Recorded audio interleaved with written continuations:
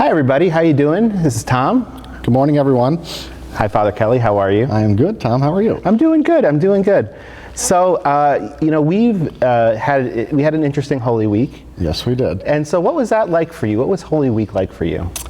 Holy Week, obviously being the highlight of our faith, was very different. Keeping with the rules and things that we need to apply to have, no more than 6 people involved. Preaching to a camera, having to omit certain things during the liturgies. It was very different. It was very different, and we're trying to give the same experience to everyone they would have if they were here. But from my end as a priest, it was just joyful because it's Easter and we know that, but at the same time a little saddening because you're used to celebrating this, especially with the people and their families that come with them.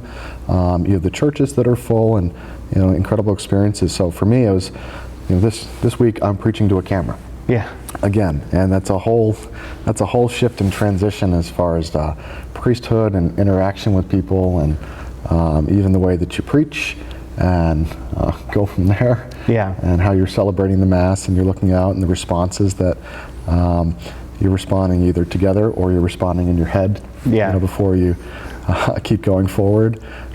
So it was very different. Like I said, I think that everybody here, yourself included, we're trying to give everyone a similar experience if they were here, to be able to celebrate Holy Week in the same way that we would, obviously with a couple of things omitted, but how do we give them the same joy, the same experience in some way that they can continue to share in their faith.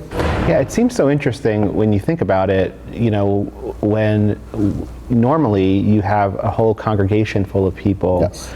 And you're talking to them, you can look at people's eyes, you could react to their reactions, you could kind of go off what they're doing. Preaching is very different when you're preaching to a camera especially. I called a few people on Easter Sunday in the parish just to kind of reach out, and in addition everyone else is doing it. And they said, you're doing a decent job, we appreciate it, and so on and so forth, and I'm certainly thankful for all that. But I said, I'd rather be in front of 2,000 people than in front of one camera. And they actually brought up, they said, that's kind of funny, because they said when you first came here, you said one of your biggest anxieties was being in front of a crowd. And now you're sitting there saying, where's the crowd? Yeah. But preaching-wise, like you hit the nail on the head when you said the way that you interact with the people is so different, because we come up with an idea, we pray about it for the week, and then as we go through the Masses that we celebrate and the different crowds, there's different personalities with each Mass, certainly in the communities where you change it almost based on the reaction that you're getting from folks.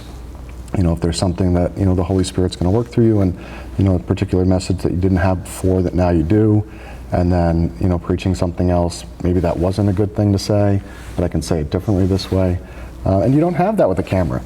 You got one shot and that's it. The Mass has to continue. So that's very different. Well, we've had a lot of people, and we want to thank everybody for sending comments and thank yous and everything. But a lot of comments about the homilies, and they liked it, so that really worked out well. Oh, that's good. That's good. That's good. That's good. That's good. It was funny. We're thinking about where our congregation is at, and and certainly it would help hearing from everybody at home and just to let us know how you're doing, and we hope to be reaching out to you to let us, so we know how you're doing.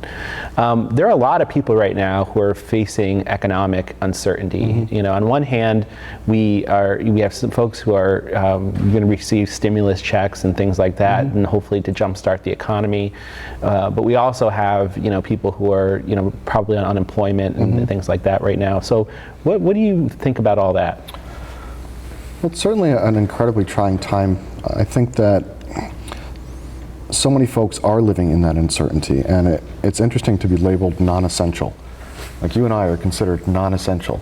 We work for the church. We work for the King of the universe, yeah. and we're considered non-essential. But we're blessed to continue and have paychecks and keep doing good work.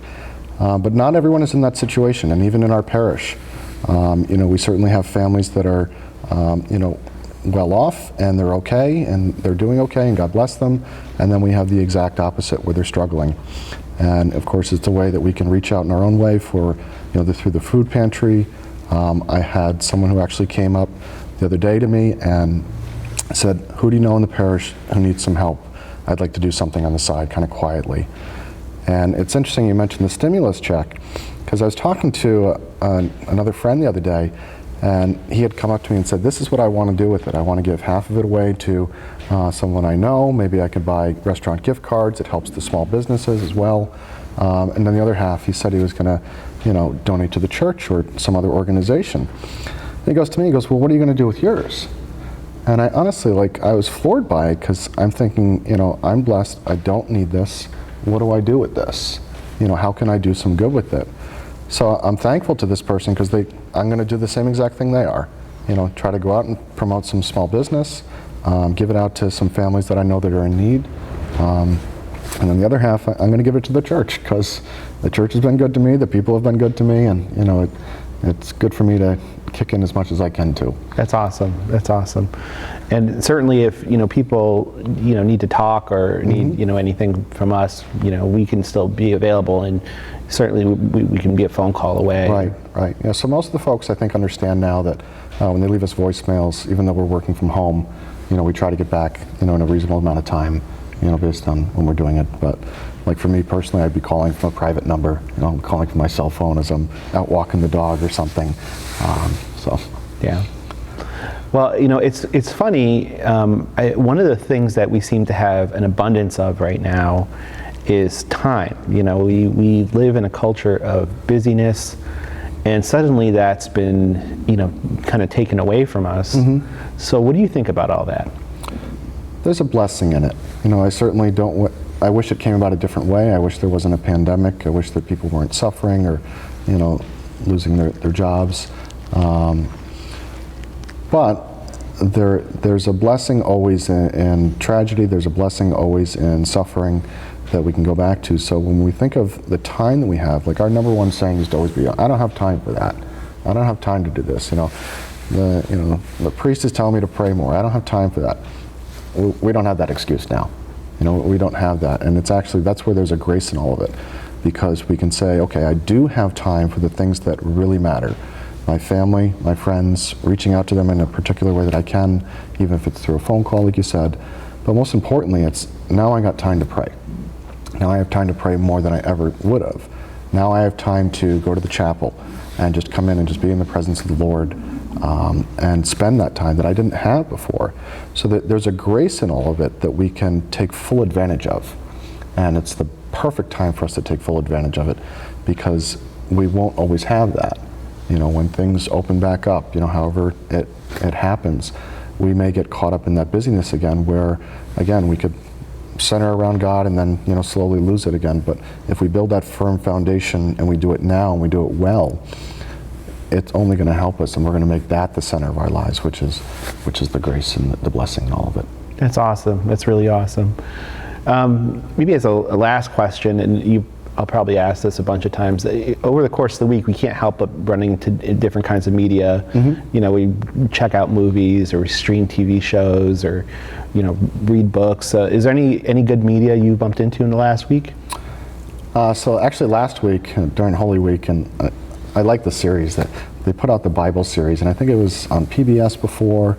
I can't remember, but it's a 6-part series, and it's sort of a movie version that isn't dramatized. It's pretty close to the story if we're sticking to the Bible, and even with our faith for Catholicism in particular, that goes through it from the beginning with Adam and Eve all the way through to the resurrection. So it's neat to see it in a different way, because we hear it in the Gospels, we hear it when we read the readings, but when you have that different media, like you said, when you have the image that goes with it, or you see a particular character or an actor playing that part of Jesus, mm-hmm. and you see that washing of the feet, you see that resurrection, you see the crucifixion. I laugh because one of the opening scenes is actually the beginning of Genesis, and it's on the ark. So you think, okay, there's a steady stream. No, I mean, they're in this, there's waves, there's everything, and there's things pouring in as far as water and the animals shifting around, and it just puts a better picture in your mind of this isn't exactly how it was, but it's probably pretty close. So I would certainly recommend that. It's on online and certainly available there, and it's a 6-part series, and it's a great thing to watch with your family. So that's what I would say. That's awesome. Well, before we close up, is there anything you want to add that you want to say to the community? Certainly, thank you for all the comments and everybody reaching out to us. We're certainly praying for you.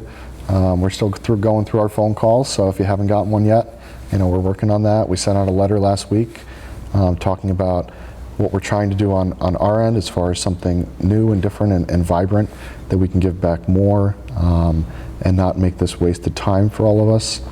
If there's anything that we can do, obviously it would be from a certain distance, but don't hesitate to call, like you had said, or email us, and we'll get back to you as soon as we can.